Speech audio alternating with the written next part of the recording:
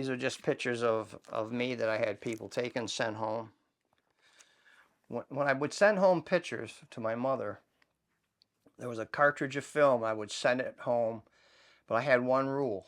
I was very careful. I didn't want to scare her. Nobody, I wouldn't show any bodies or anybody hurt, anything that would make my mom nervous.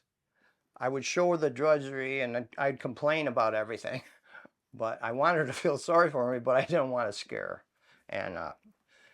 And I didn't realize at the time how much it affected her. My brothers told me. She kept a scrapbook, newspapers, every article, anything to do with the first Cav. That whole year I was over there. She watched television every night to see if there was anything on.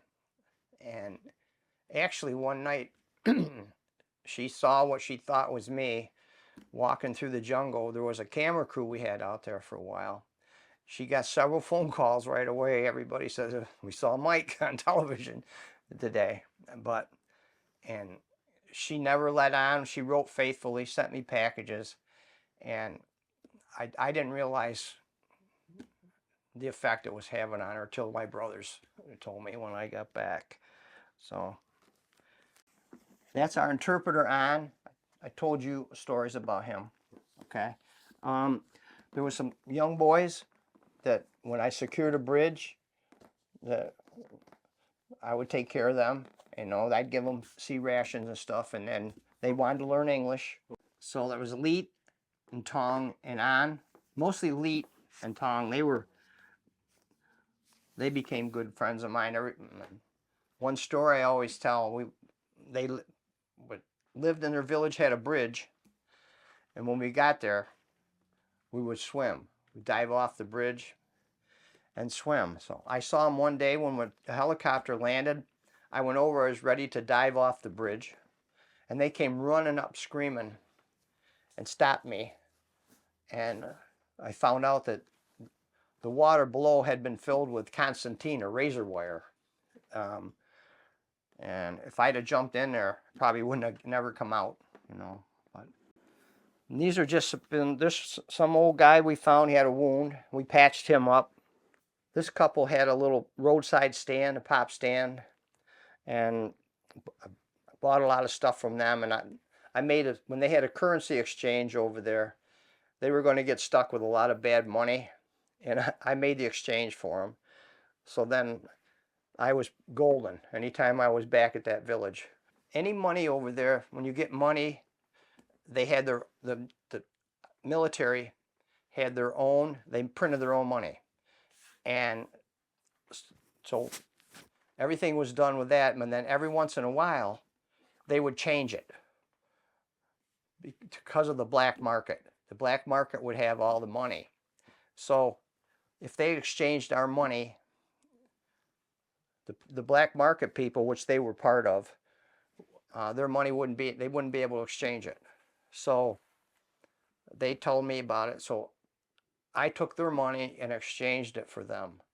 And needless to say, they were very appreciative. And this a little couple, just a couple kids carrying a sack of rice around. We were out going through villages and stuff.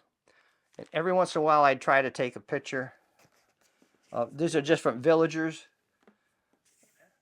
This contraption is three people. There's a rice paddy, and they walk on this,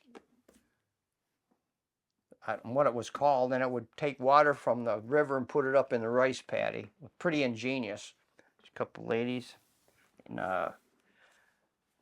there's an ancient lady in a fishing village knitting little fish nets, which I thought was interesting.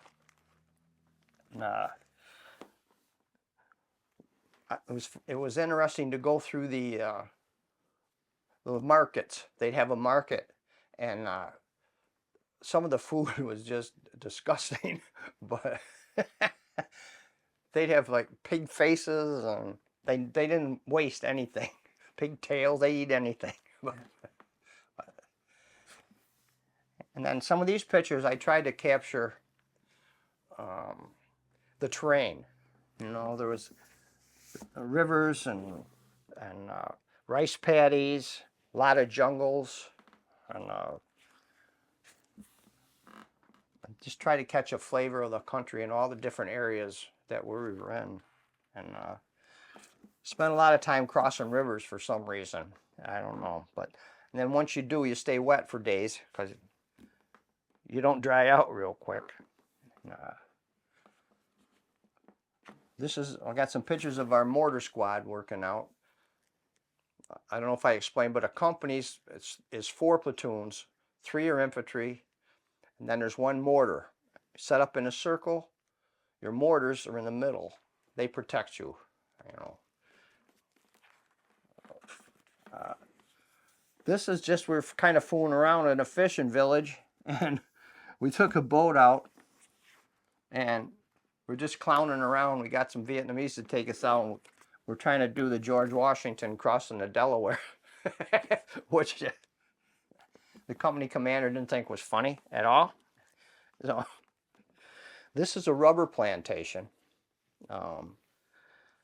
There was quite a few of those over there, and there were still some French people running them.